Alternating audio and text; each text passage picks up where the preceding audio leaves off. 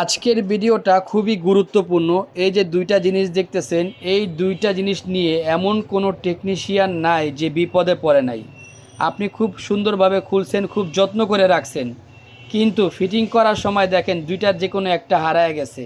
খুঁজতে খুঁজতে পাগল হয়ে গেছেন, আধা ঘন্টা 1 ঘন্টা সময় নষ্ট করছেন।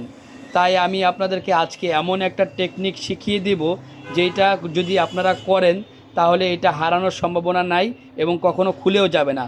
তো চলুন কিভাবে এটা আটকিয়ে রাখবেন এই ভিডিওতে আমি দেখাচ্ছি। সর্বপ্রথম আপনারা একটা এরকম ব্যান্ডেজ ট্যাপ নেবেন।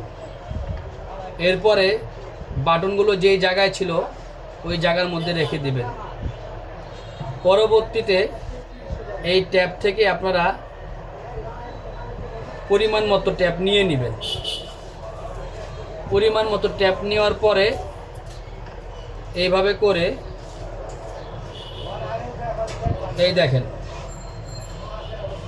লাগিয়ে দিবেন। এখন কি হবে জানেন, এই ট্যাপটা লাগানোর কারণে এখন কিন্তু বাটনটা আর খুলে যাব না। বাটনটা কিন্তু এইভাবেই ফিটিং থাকবে। ঠিক আছে, এই টেকনিকটা আপনারা অবলম্বন করতে পারেন। ধন্যবাদ।